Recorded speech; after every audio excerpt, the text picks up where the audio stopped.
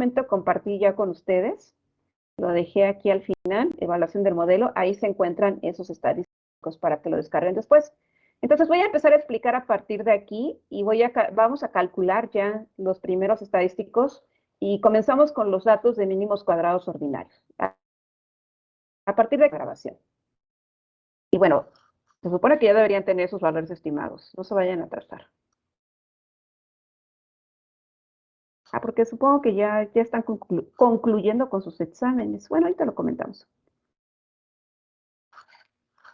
Para evaluar los resultados de la estimación, vamos a hacer la siguiente clasificación. Y superíndice S se va a referir a los valores simulados de la variable endógena. El valor simulado, pues no es otra cosa más que el valor estimado, que es lo que tenemos aquí en estas columnas. Esos son los valores simulados. En esta hoja, aquí se concentró toda la información. Y superíndice A se refiere a la variable real, la estadística que hemos descargado. Y esa información pues la tenemos en la base de datos original. Aquí tenemos los datos del consumo privado. Esto es lo que equivale a la Y observada, la variable endógena observada. Y T se refiere al número de periodos en la simulación, el número de datos que estamos utilizando en la estimación. El primer estadístico que vamos a calcular se llama error de simulación, por sus siglas en inglés RMS, error cuadrático medio. Y va a ser una medida de desviación de los datos simulados respecto a los datos observados. Lo calculamos de la siguiente forma, es la diferencia al cuadrado entre el dato simulado menos el dato real. Hacemos la diferencia, elevamos al cuadrado, sumamos todas las diferencias, dividimos entre el número de periodos y posteriormente calculamos la raíz cuadrada. Si observan el estadístico, pues no es otra cosa más que una medida de desviación estándar. Creo que no lo puedo copiar y pegar. Déjenme ver si puedo copiar o pegar. Debí tomar mi previsión o recortar tal vez para tenerlo ahí presente en mi archivo de Excel. Recorte y anotación. Aquí vamos a recortar para llevarlo a Excel.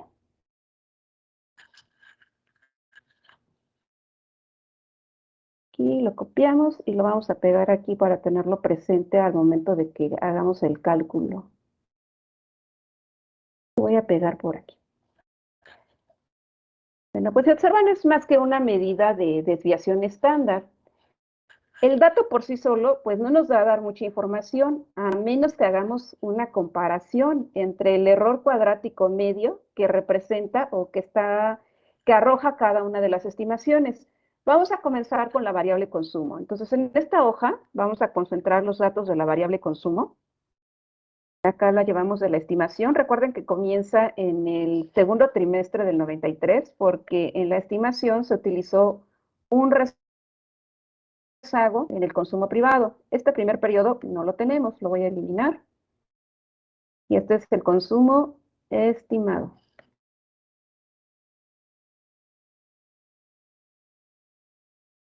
Y acá vamos a pegar el consumo observado, que es el dato real, pero comienza a partir del segundo trimestre del 93. El primero no lo tenemos. Acá lo pego. Acá le llamamos consumo observado. Y ustedes pueden abreviarlo de otra forma. Aquí le he dejado el nombre completo. Le voy a dar formato también, para separar por miles. Ahí tenemos consumo observado, consumo estimado. Y le voy a agregar que este consumo estimado se obtuvo por el método de mínimos cuadrados ordinarios. Porque recuerden que estamos utilizando 3 métodos. Este es el que corresponde a los mínimos cuadrados ordinarios. Entonces, de acuerdo al estadístico, debemos hacer la diferencia y elevarlo al cuadrado. El consumo estimado menos el consumo observado y elevamos al cuadrado.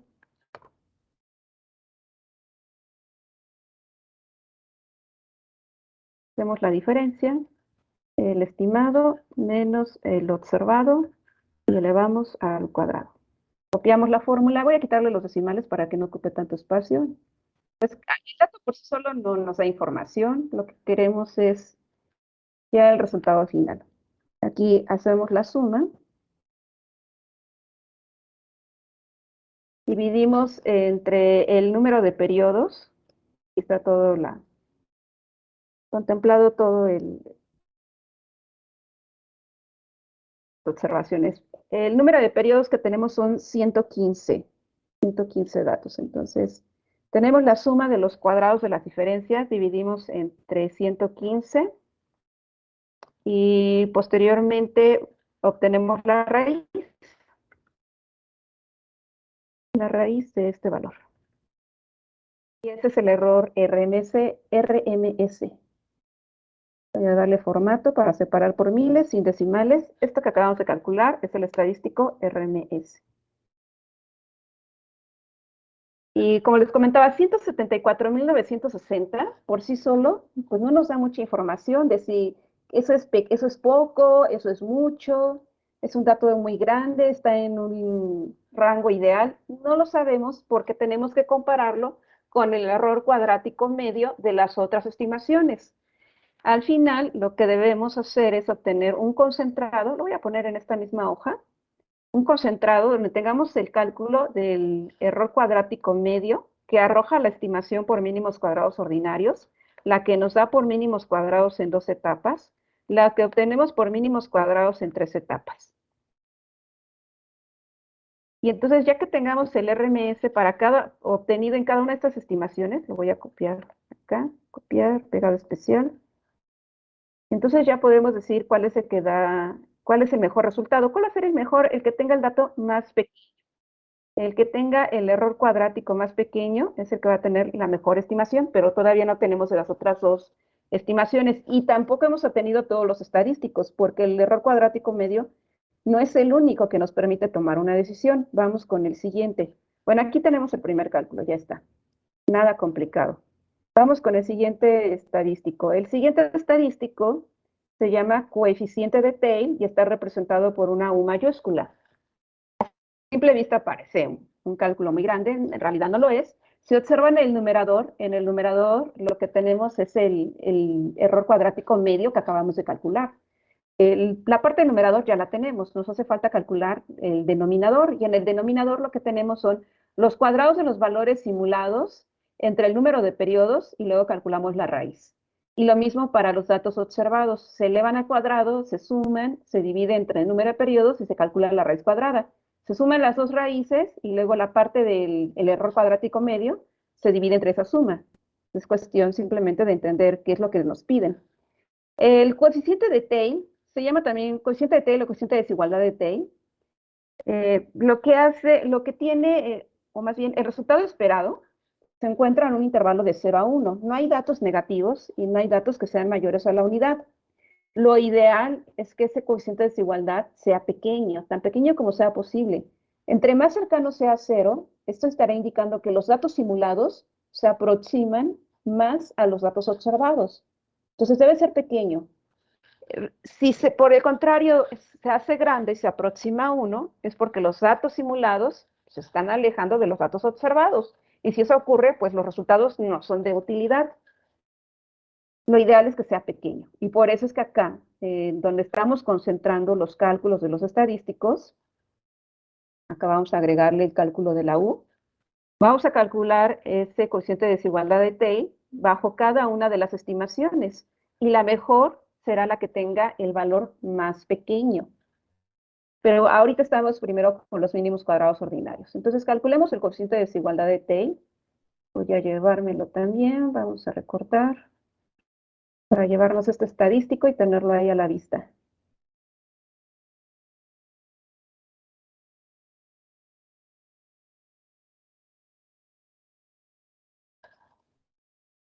Ahí está coeficiente de Tail. El numerador es el RMS, ya lo tenemos, solamente hay que calcular el denominador. Entonces comencemos con el consumo estimado y lo elevamos al cuadrado.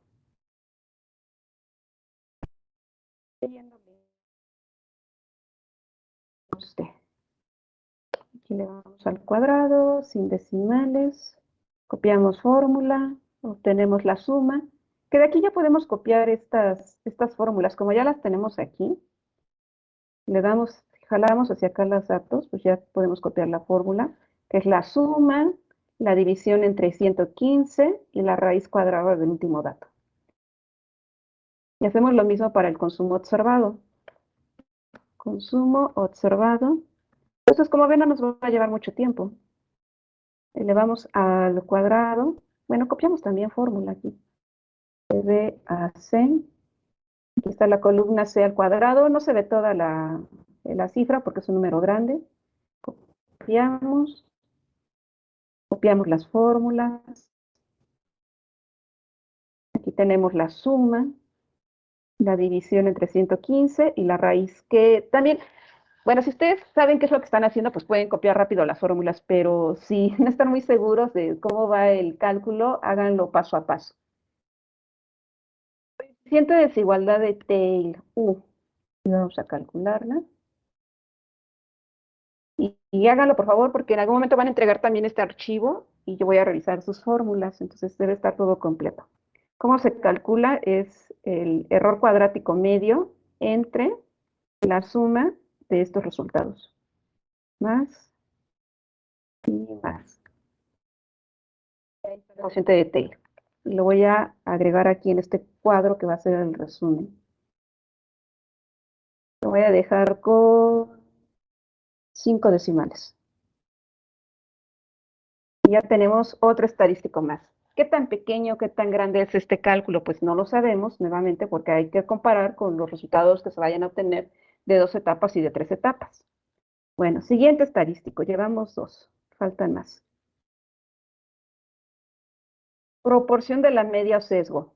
Esto se debe a que el cociente de Taylor se puede descomponer en 3 proporciones. La primera proporción se conoce como proporción de la media o proporción del sesgo, y como su nombre lo indica, en el cálculo va incluido las medias, el promedio de la serie simulada y el promedio de la serie observada. Vean que en el numerador se hace una diferencia de esas medias. Y pues lo ideal es que si las series son muy parecidas, si la serie simulada es muy parecida a la serie observada, entonces los promedios también van a ser casi iguales y la diferencia entre ambos pues va a ser muy pequeña. Y un número muy pequeño entre cualquier número pues nos va a dar un dato pequeño que sea cercano a cero.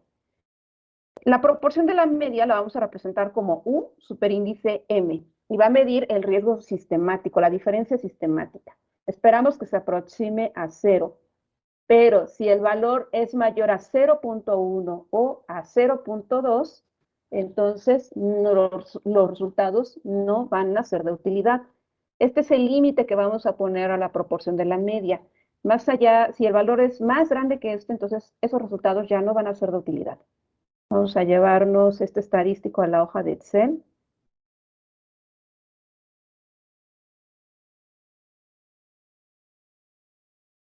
Acá lo copio. Si observan lo que tenemos ahora, ¿dónde lo dejaré? Lo voy a poner por acá abajo. Si observan, lo que tenemos en el denominador es el error cuadrático medio, pero antes de la raíz.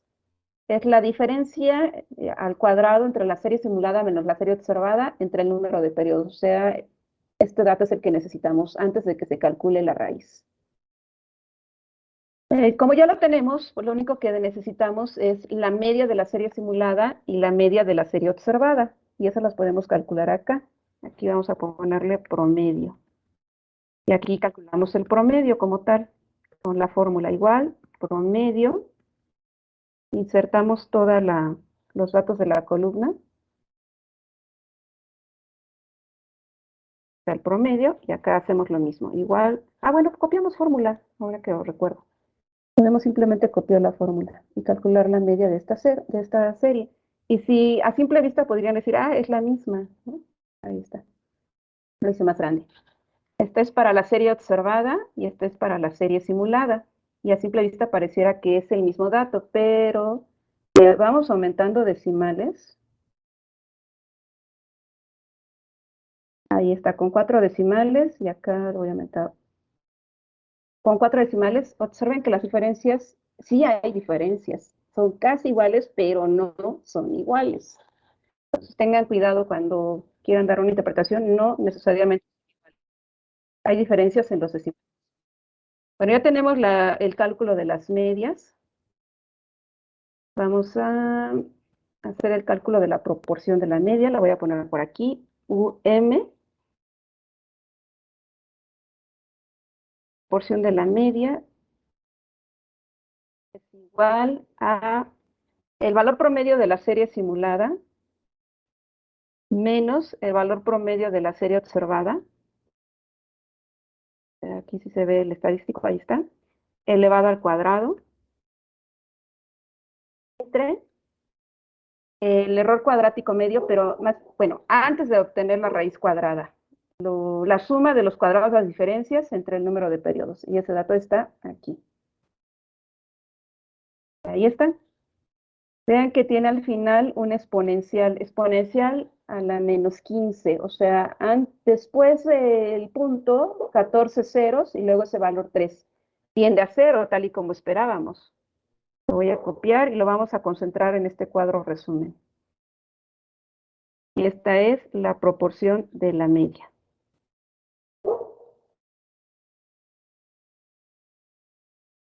Vamos 3, vamos con lo que sigue. Proporción de la varianza. Y como su nombre lo indica, en su cálculo, vamos a requerir, más que de la varianza, de las desviaciones estándar. Vean que tienen una sigma aquí. Sigma S, sigma A. O sea, la desviación estándar de la serie simulada, la desviación estándar de la serie observada. Hacemos la diferencia entre estas desviaciones estándar, elevamos al cuadrado y dividimos de nueva cuenta entre este dato que es el error cuadrático medio antes de la raíz. El denominador no cambia, es el mismo que utilizamos en el cálculo anterior. Esta proporción mide la capacidad que va a tener nuestro modelo para reproducir la variabilidad de la variable, valga la redundancia, de la variable endógena. Si la proporción de la varianza es grande, entonces eso está indicando que la serie real ha fluctuado de manera considerable. Lo ideal es que las diferencias entre las desviaciones estándar sea lo más pequeña posible, que la proporción de la varianza también tienda a cero. Eso es lo que esperamos. Vamos a calcular. Voy a llevarme también este estadístico.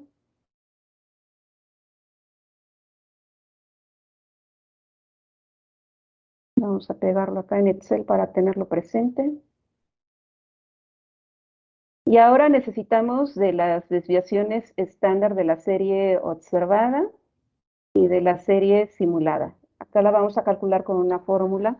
Voy a poner desviación estándar.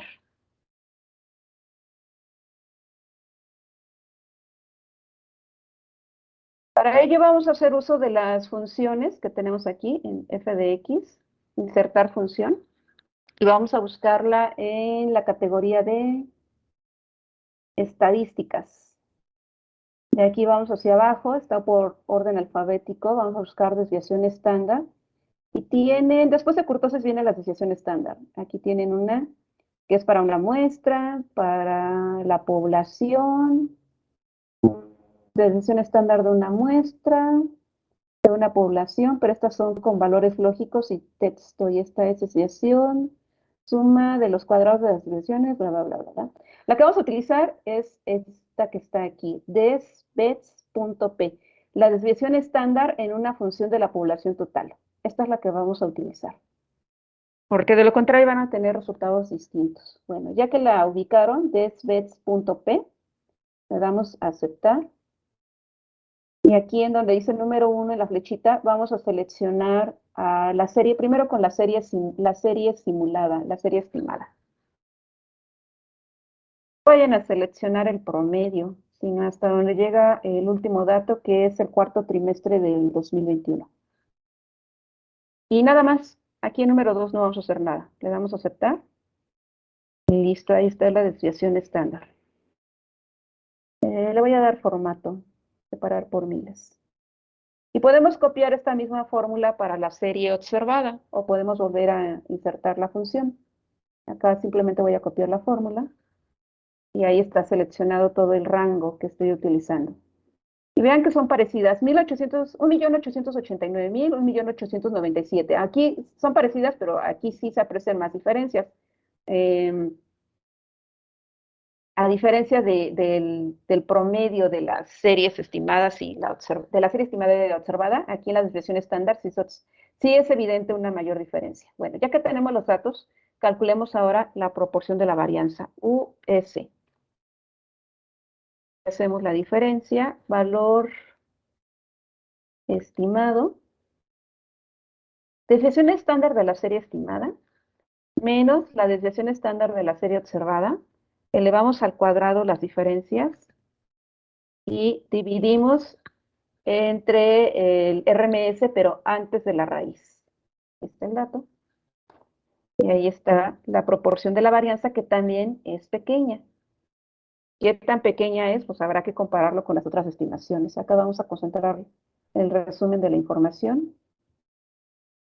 Y este lo voy a dejar con 5 decimales. Acá no le pude disminuir, prefiero dejarlo con el exponencial, porque de lo contrario me va a quedar un número bien grandote. Y acá le llamamos US, proporción de la varianza. Si pueden, pónganle el superíndice. Llevamos 4 estadísticos. Vamos a continuar. Después de la proporción de la varianza, sigue el cálculo de la proporción de la covarianza. Había comentado que el coeficiente de desigualdad de Taylor, esta U, se puede descomponer en 3 proporciones. La primera fue de la media, la segunda fue de la varianza. En términos de la media deben ser valores muy parecidos. En términos de varianza, las desviaciones estándar también deben ser muy parecidas. Si ahora hablamos de la covarianza, pues lo que esperaríamos es que la serie simulada y la serie observada estuvieran sumamente relacionados, que tuvieran un coeficiente de correlación positivo y cercano a 1. Bueno, pues en su cálculo, como su nombre lo indica, pues vamos a calcular un coeficiente de correlación. El denominador sigue siendo el mismo, si lo observan, es el mismo cálculo, pero en el numerador, esta vez tenemos que se debe calcular 2, que multiplica a 1 menos ρ. Esta expresión es parecida a un estadístico que habíamos realizado en el curso anterior. 2 que multiplica 1 menos ρ, que multiplica a la desviación estándar de la serie estimada, la desviación estándar de la serie observada. Y ρ lo que representa es el coeficiente de correlación entre la serie estimada y la serie observada. Esta proporción va a medir el error no sistemático, o sea, las posibles diferencias que pudieran estar dentro del modelo, pero que no se deben a los datos como tal. Si la totalidad del error de predicción se concentra en este indicador, entonces estamos hablando de que se trata de una buena estimación y por lo tanto, esta proporción de la covarianza debe ser cercana a 1, debe ser alta y cercana a 1. Va a ser positivo, por supuesto. Vamos a calcular esta proporción de la covarianza. Vamos a llevarnos, voy a seleccionar el estadístico, y lo vamos a calcular. Ya tenemos el cálculo de las desviaciones estándar. Solamente nos hace falta calcular el coeficiente de correlación. Lo vamos a calcular también por medio de una función. Aquí lo estoy dejando. Ya tenemos las desviaciones. Vamos a calcular el coeficiente de correlación ρ. Lo voy a anotar por aquí. ρ. Y acá lo vamos a calcular por medio de una función f de x. Y vean, es el primer dato que me está mostrando aquí en la categoría de estadísticas, coeficiente de correlación. Con eso vamos a calcular. Le damos a aceptar. Y aquí sí tenemos que insertar 2 series. En la matriz 1 vamos a seleccionar los datos estimados de la variable dependiente. Asegúrense de no incluir ni al promedio ni a la desviación estándar. Y en matriz 2 vamos a seleccionar los datos de la serie observada del consumo, sin incluir ni la media ni la desviación estándar. La información debe terminar aquí en el cuarto trimestre de 2021. Le damos a aceptar y observen que el coeficiente de correlación ρ efectivamente es bastante alto, es cercano a 1, que quiere decir que la serie estimada y la serie observada están asociadas en un 99.5%. Eso es lo que indica. Y entre más alto sea ρ, pues mejor. Ahora calculemos la proporción de la covarianza. A ver, me estoy moviendo mucho por aquí. Aquí, proporción de la covarianza. UC. Va a ser igual, hacemos el producto a 2 que multiplica a 1 menos ρ, aquí ya tenemos el valor de ρ, por la desviación estándar de la serie estimada por la desviación estándar de la serie observada. Hasta ahí llega la parte del numerador. Entre el RMS antes de la raíz, que está aquí. Y ahí está el cálculo de la proporción de la covarianza. Lo voy a pegar acá en el cuadro resumen. Lo voy a dejar únicamente con 5 decimales, que son los que estamos utilizando. 5 decimales. Ahí. Proporción de la covarianza. Hasta aquí llega nuestro cálculo. Entonces, nuestro cuadro resumen va a quedar algo así. A ver si me lo puedo llevar a otro lado.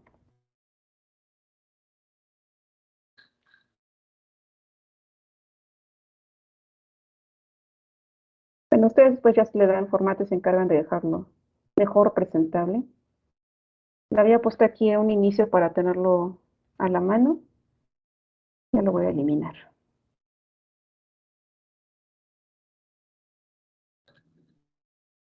Aquí tenemos ya el cuadro resumen. Y hay que llenarlo. Apenas he realizado las estimaciones con los datos arrojados por mínimos cuadrados ordinarios. Cuando tengamos los datos para 2 etapas y 3 etapas, pues vamos a tener ya un mejor criterio de tomar la decisión de cuáles son los mejores resultados. El que tenga el error cuadrático más pequeño, el que tenga el cociente de desigualdad de Taylor más pequeño, proporción de la media más pequeño, proporción de la varianza también menor y el dato de proporción de covarianza que se aproxime a 1. Aquí sí debe aproximarse a la unidad. Ahora, para comprobar que nuestros resultados son correctos en términos de las proporciones, la distribución ideal de esta desigualdad es que proporción de la media y proporción de la varianza sean 0 y proporción de la covarianza sea 1. Cuando sumemos las 3 proporciones, el resultado debe ser igual a la unidad. Y aquí voy a seleccionar las últimas 3 proporciones y observen que al seleccionarlas, aquí en la esquina me está indicando que la suma es 1. Aquí quieren los últimos 3 datos. Es 1. No puede ser mayor, ¿eh? Aquí le voy a aumentar decimales. No puede ser mayor a 1.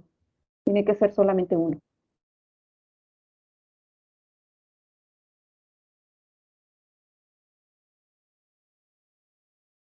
Ahí. Entonces, eso es para comprobar que está bien el cálculo de proporciones. Debe ser la unidad. Y hay que realizar lo mismo con los datos obtenidos por mínimos cuadrados en 2 etapas y por mínimos cuadrados en 3 etapas. Hasta aquí voy a detener la grabación. Van a obtener datos similares, con pequeñas diferencias tal vez. Y una vez que tengamos ya toda la información, elegimos aquellos resultados que sean los más adecuados y con los parámetros de esa estimación es que vamos a poder realizar los pronósticos. Ahora respecto a los pronósticos. El pronóstico, eh, el pronóstico en sí, pues se trata de determinar o de dar un valor de cómo se va a comportar esa variable en los siguientes periodos. Los pronósticos pueden ser de corto plazo, de mediano plazo y de largo plazo. Si hablamos de largo plazo, pues estamos hablando de horizontes de más de 10 años, ¿no? Lo que esperaríamos que ocurriera con nuestro país dentro de una década o 2 décadas, hacia dónde nos encaminamos. Pues hay gente que se atreve a hacer ese tipo de pronósticos, pero pues son personas que tienen pues más elementos, ¿no? Tienen un mayor conocimiento, están muy imbuidos en la toma de decisiones de política económica. O sea, quienes te hacen ese tipo de pronósticos ya son instituciones muy bien establecidas, ¿no? Hablamos de un Banco de México, Secretaría de Hacienda, Fondo Monetario, Banco Internacional, o sea, son los que se atreven a dar ese tipo de pronósticos dentro de qué va a ocurrir dentro de 10, 20 años, largo plazo. Mediano plazo, pues más o menos en los próximos 5 años, en un sexenio, algo así. Y corto plazo, pues estamos hablando de un año, tal vez un año, 2 años. Y es lo que nosotros vamos a hacer, dar un pronóstico de corto plazo. Ahora, tengo que mencionar también que esta metodología que estamos utilizando, pues, básica, por darle una etiqueta, que cuando ustedes lleven la materia de serie de tiempo como tal, van a utilizar una metodología pues, correspondiente a las series de tiempo para poder realizar pronósticos. Hay otros métodos, pues por supuesto son mucho más avanzados. Nosotros estamos haciendo algo que es más básico, ¿no? Que va más de acuerdo, más de acorde con la parte de la academia y con la parte que es técnica, basados en unos estadísticos que nos pueden ayudar. Y además también que nuestro modelo está limitado a una economía cerrada, no estamos considerando exportaciones, tampoco estamos considerando el comportamiento de la inflación. Si en la medida que nosotros incluyamos más variables, pues nuestro modelo se va haciendo un tanto más complejo y necesitamos de esa información, de saber qué es lo que va a ocurrir. Porque si metemos a la inflación, por ejemplo, la inflación sería una variable exógena y tendríamos que determinar su comportamiento. Ya lo hemos hecho en otros grupos.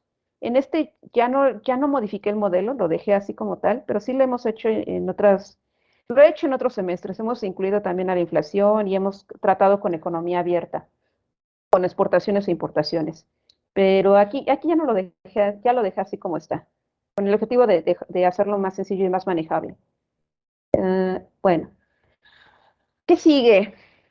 Pues a mí me gustaría que ustedes completaran estas dos columnas, que calcularan los 5 estadísticos por 2 etapas y por 3 etapas para la variable consumo. Acá vamos a ponerle que esto es para el consumo. Habrá que hacer lo mismo después para la variable inversión. Y les pido que lo hagan ustedes porque el día viernes algunos trámites administrativos en la S. Voy a ir el viernes a la S, pero pues quiero hacer mi trámite nada más, ¿no? No pensaba ir a dar clases, ni mucho menos. Simplemente quiero ir por mis documentos que me hacen falta y pasar al área de informática y ver cómo está lo del uso de salas de cómputo, bla, bla, bla. Y, bueno, enterarme de qué está ocurriendo, más que ir a dar clases. Por eso les estoy avisando y si ustedes pudieran avanzar, pues mucho mejor. Porque el lunes que nos veamos ya podemos tomar una decisión de cuál es la mejor estimación y a partir de ahí empezar a plantear diferentes escenarios. No sé qué les parece la propuesta, si podemos dejarlo así y vernos hasta el día lunes. Bueno, no vernos, sino seguir en línea. Sí, Jennifer ya dijo que sí. Series de tiempo, no, Luis Ignacio, no doy series de tiempo. Nunca he dado series de tiempo y no pienso dar series de tiempo. Bueno, los demás, ¿qué opinan? Aparte de Jennifer que dice que sí, que está bien. Nos podemos ver hasta el lunes. Abril dice también que sí. Los demás, Bruno, Paola, gracias. Bueno, ya 5 personas dijeron que sí, los que callan otorgan. Así que supongo que sí se puede. Y nos vemos el lunes, pero por favor, completen este cuadro. Yo voy a tratar de tenerlo también ya completo para que comparemos. Todos, eso sí, todos debemos llegar al mismo resultado. No me vayan a decir, es que a mí me salió 0.00214. Debemos llegar al mismo resultado porque estamos utilizando la misma información. No puede cambiar los datos que estamos obteniendo aquí. De acuerdo, dice José Alberto, gracias. Entonces, preguntas o comentarios o observaciones que tengan respecto a lo que acabo de explicar. Ya el documento con los estadísticos lo tienen ustedes, ya grabé mi video. A ver si lo descargo y lo guardo. No sé si siguen viendo videos o no. No sé qué están haciendo, qué ha sido su vida. Pero pues lo ideal es que ustedes vayan haciendo también los otros cálculos y que a partir del lunes avancemos en la creación de escenarios. Y el viernes de la siguiente semana ya nos vamos a ver de forma presencial. Ya les dije que pedí la sala y que los viernes nos podemos ver en la S. ¿Comentarios, preguntas u observaciones? José Alberto. Maestra, bueno, no quiero meterme otra vez en el inconveniente de la vez pasada de los decimales. Ajá. Entonces, en la base de datos, a los datos observados, ¿cuántos decimales ocupó en cada una de las variables para pasarlos a Stata y ya obtener los valores estimados? Porque ya lo hice, pero creo que lo estaba comparando con el suyo y sí me daba diferencias de decimal. Entonces, pues ya para corregirlo y trabajar bien. Bueno, así como está mi base, así como lo estás observando en este momento, así la pasé a esta. Lo que les he dicho es que cuando ustedes descarguen información, por ejemplo, el consumo, el gasto de gobierno y la inversión, así como la descargué de INEGI, así la dejé. Los datos de certificados de tesorería de CETES, calculé los promedios y los uní con esta base, y así como quedó justo en la columna, así dejé las cantidades, porque algunos tienen, por ejemplo, el dato del segundo trimestre 94 solamente tiene un decimal, el del tercer trimestre tiene dos y otros tienen más cantidad de decimales, pero lo dejé así tal cual. Ahora, si tuvieran todavía dudas, lo que les sugiero es que seleccionen toda la base de datos y aquí en formato de celdas lo dejen con la categoría general y eso les quita el formato y entonces ya lo pueden pasar a Stata y hacer sus estimaciones. Ahora, los valores estimados, aquí los están observando, los calculamos hace una semana, entonces ustedes también deberían tener la misma información. Algunos tienen, miren, aquí el aumento decimal, este tiene un decimal, y lo estoy mostrando sin decimales, pero algunas de estas cantidades sí tienen uno o dos decimales. Algunos sí, otros no. Y también que recuerden que cuando pasé la información del consumo, en Stata tuve que haber hecho más grande la columna para que mostrara más cantidad de información, porque de lo contrario no se pueden alcanzar a percibir las diferencias que existen en algunos periodos. Pues eso es básicamente. Y si tuvieran dudas, pues mi sugerencia es que revisen esos videos. Yo ya no los he estado almacenando porque recuerden que cuando se los enseñé, nadie veía mis videos aquí. Y dijeron, ay, no, es que los revisamos directamente, no sé qué. Que no les creo tampoco, pero sí quedaron ahí las grabaciones, pero ya no las he pasado acá al aula virtual. Ahí se quedaron nada más 20 videos. Pero pues esa sería la sugerencia. Miren, mi último video tuvo 5 vistas. Por eso. Acá tengo una de 8, en fin. Pero ahí quedó guardado para que las revisen. ¿Más preguntas?